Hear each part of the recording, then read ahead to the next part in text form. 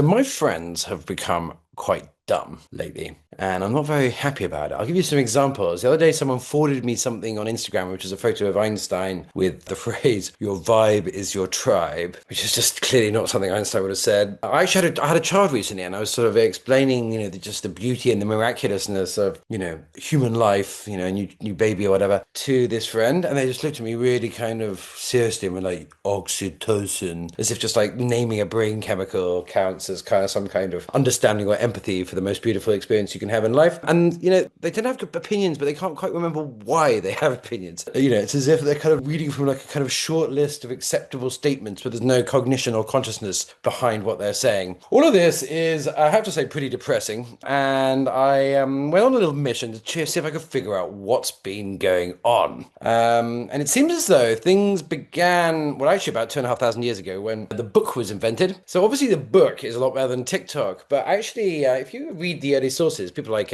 Plato, he writes about Socrates telling us, because Socrates never wrote anything down, he was too cool. He writes about Socrates telling the story of the god Thuth inventing reading and writing and presenting it to King Thanos and saying like, "Hey, dude, check it out. We got writing." And Thanos is pretty annoyed because he's like, "Well, if people have written it down in books, then they're not going to actually remember it in their heads, and it's just going to become this derivative, externalized form of memory." And he's probably right about that, but books, on the other hand, are a lot better than Google. So there's some pretty good research now, or from, in fact, almost 15 years old, this research, which shows that if you use external sources of information like Google quite a lot, what tends to happen is that you remember not what the information is, but where you find it. Or indeed, you don't remember it at all, because one of the fundamental things about learning is that you have to engage with some sort of cognitive effort.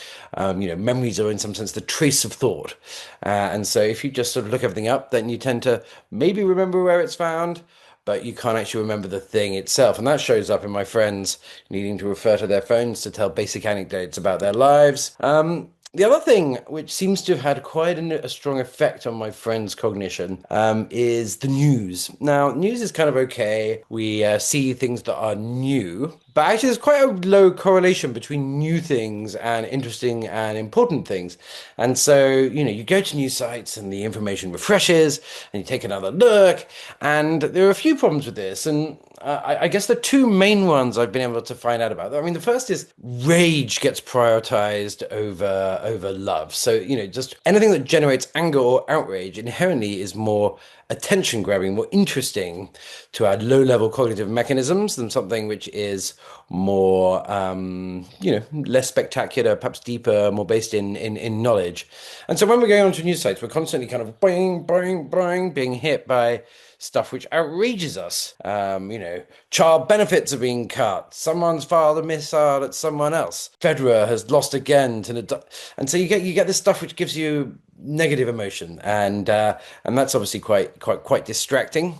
The other problem with news is it gives us somebody else's institutional agenda. And that's problematic too, because really, ideally, going from first principles, you kind of want to decide what your brain is interested in. Whereas, for example, I got sucked into the question driven by the kind of sports news agenda. Federer and Nadal were in a battle to be the greatest tennis player in history. And I got really, I'd have big emotions about this. When, Federer lost tennis matches, I'd be sad because bad boy Nadal had beaten him. And this went on for about 10 years. And, basically every time there was a major tennis championship, I would be anxious that Nadal would disprove my beloved thesis that Federer was the... Anyway, long story short, I wasted a lot of my youth vaguely following tennis. And in the end, Djokovic turned out to be better than either of them. So that was a shame. Yeah, and these kinds of online narratives, this is just one example, that basically just plague my friends' brains. A tiny fraction of a percentage of what is actually interesting in this world is in the news. But because, the diet of these brains is like news, news, news, news, news. They're becoming progressively and correspondingly more boring. And that takes us to social media. So, you probably heard that the human attention span has gone down to 8 seconds. Well, this is kind of nonsense you hear on social media. There's actually no evidence for that. That just came from a Microsoft sales deck.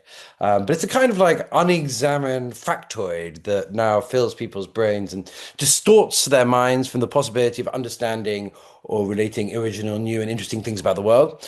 But one thing which is clear is that the amount of patience we have for looking at something has markedly decreased.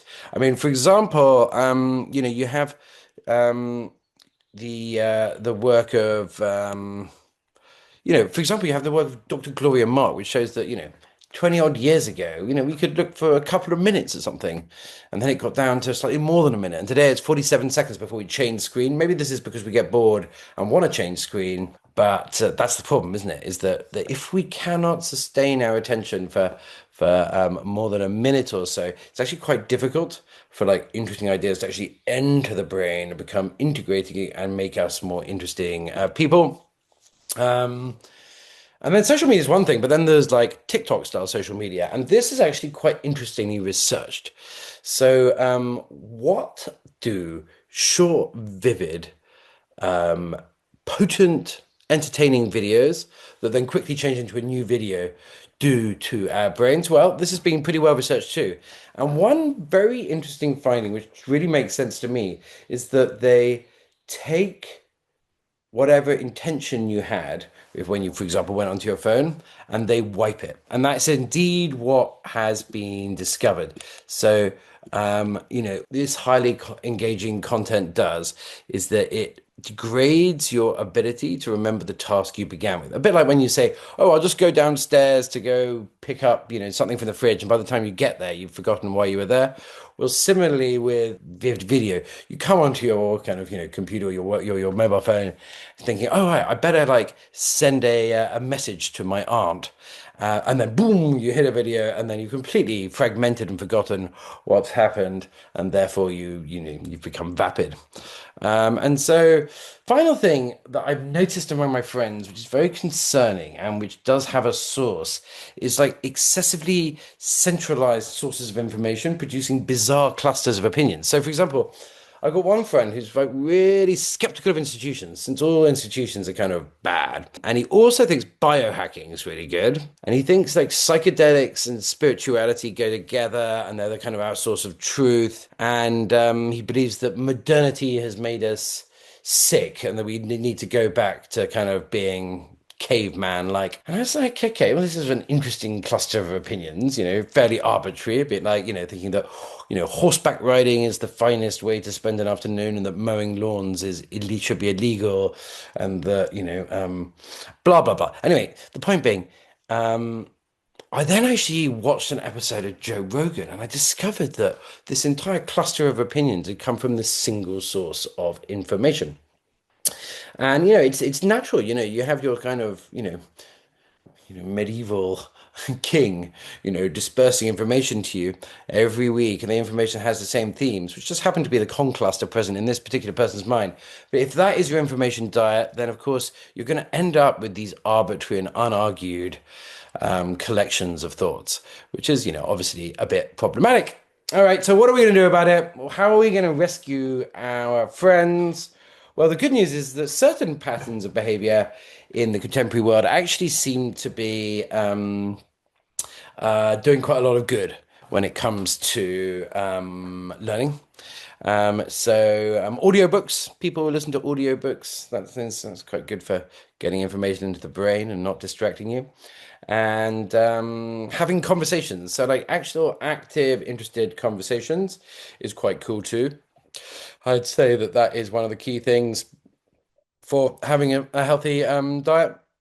And then definitely, if you are listening to cult-like podcasts, super good idea to listen to a few of them, maybe different ones, just a few more things to park your brain on, and then keep away from the TikTok. It scrambles the brain. Anyway, that's my thought of the morning.